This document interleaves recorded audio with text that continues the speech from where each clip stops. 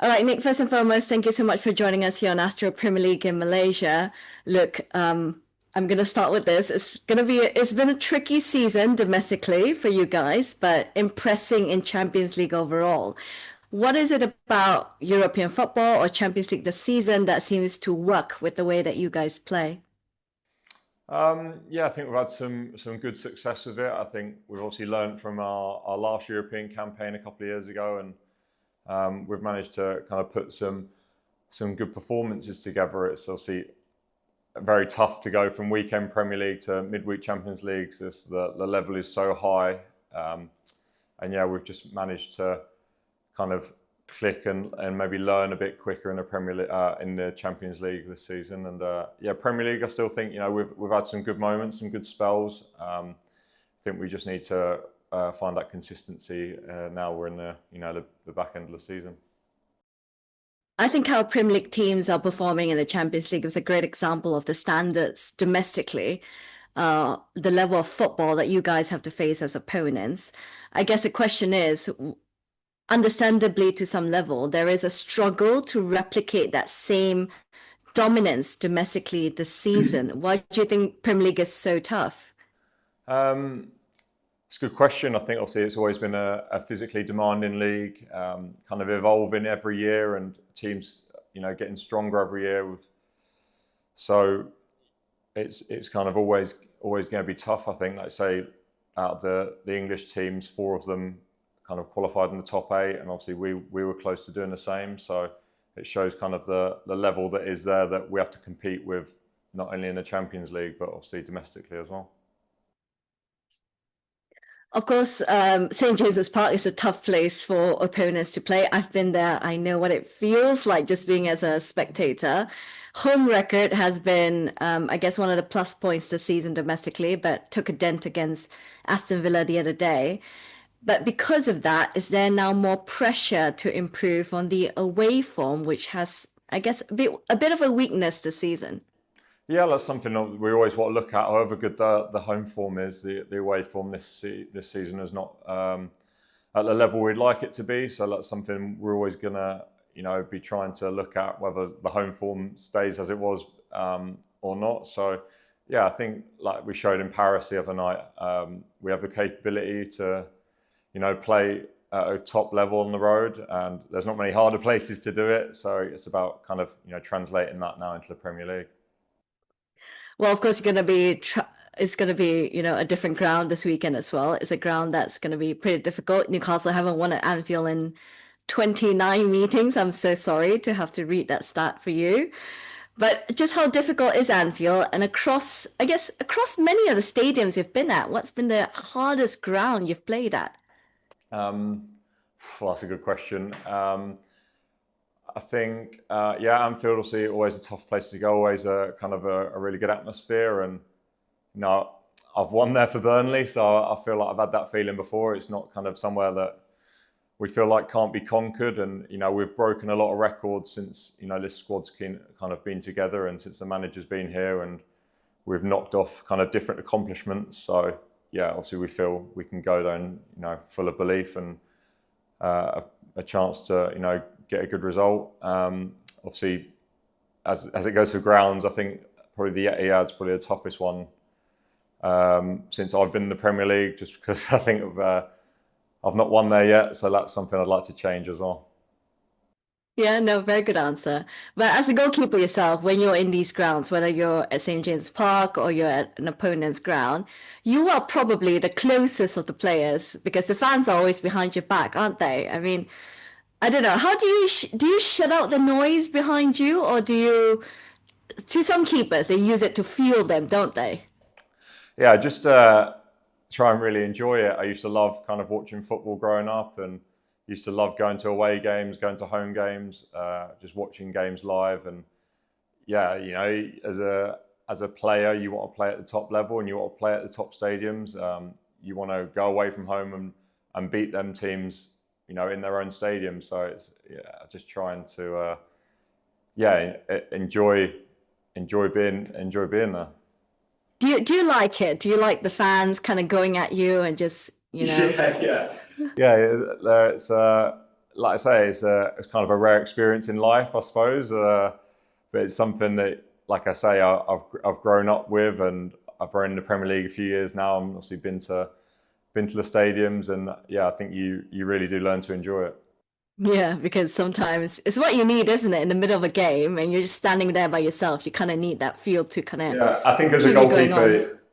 goalkeeper, you're kind of you thrive a little bit off upsetting people. It's normally obviously strikers trying to score, whether that's growing up in a playground or at grassroots level. You're really trying to obviously stop the ball going in your net. So yeah, I suppose in that regard, you're used to it a little bit.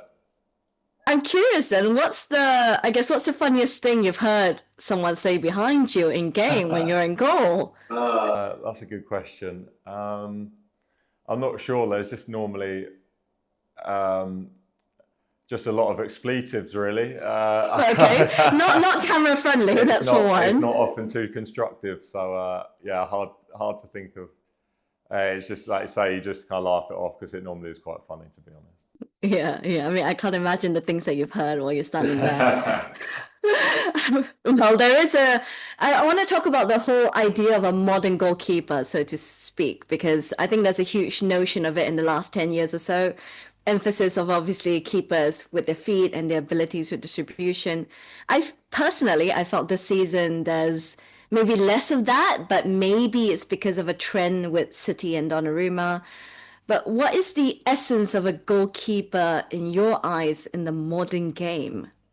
Yeah, I think that's something that, like you say, has evolved in the last 10 years and is kind of evolving again now, and will continue in the future as kind of, I think pressing has become more of a focal point for teams and more of a concentration. It's made kind of teams playing short probably less common than it used to be, and obviously benefiting teams to kind of hit the top line a bit earlier. So um, yeah, I think as a goalkeeper, I think the most important thing will always be how you keep goal and how you stop the ball going in the net, whether that's with saves, through balls, crosses, positioning, whatever that may be. That always kind of top the list for goalkeepers and being successful. And then obviously how you play tactically on the ball is something that like you say, it does change. Change gradually depending on what team you are and how obviously the game's evolving. Do you feel that because of the whole notion of, oh, you got to be good with your feet, that it overrides the core role of a goalkeeper? Because yet, at the end of the day, the role of a goalkeeper is to keep the ball out of the net, isn't it? It's Yeah, of to be course, a shot stopper. it will never kind of overrule it. It's just something that obviously has become more prominent and more kind of looked at in the last, can I say, 10 years maybe than it would have been previously. So it's something that is more spoken about and more thought about, but still not as important as Yeah, keeping the ball out of the keeping net, it that's out. it. Yeah. So who's your biggest goalkeeping idol then? Who's like the one star you look at and be like, okay, he is the perfect goalkeeper for me. I was a big Peter Cech fan growing up. Obviously, kind of had similar frames size wise. I think it was someone who was great to watch for me, and kind of learn off.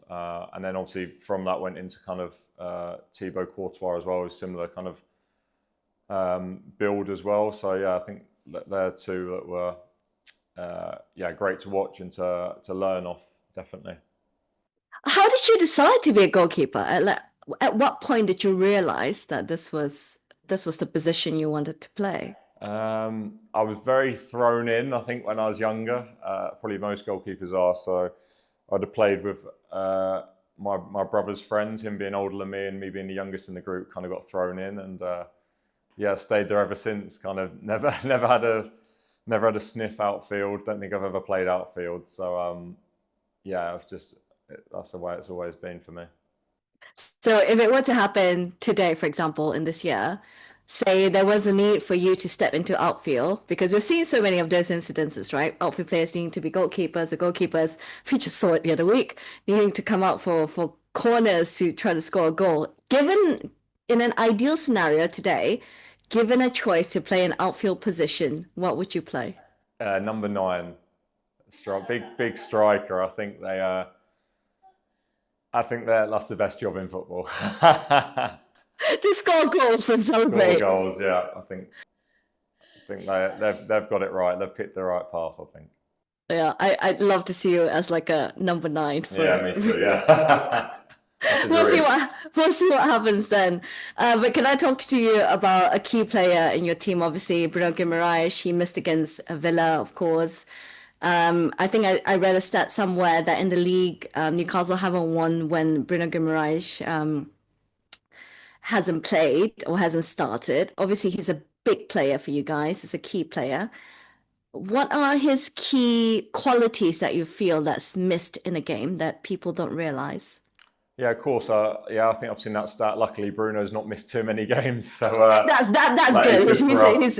Yeah, no. But someone of his quality obviously has a big impact on obviously every aspect on and off the ball. Plays right in the middle of the pitch, so yeah, he's someone that is a leader for us, and yeah, if Bruno plays well, the team normally plays well. So yeah, someone that if you took Bruno out of any team, he would be missed. And yeah, like I say, the other night we had to deal with that, and I think we obviously put together a good performance. So it's not like we can't win without him, but it just changes kind of the dynamics of the team.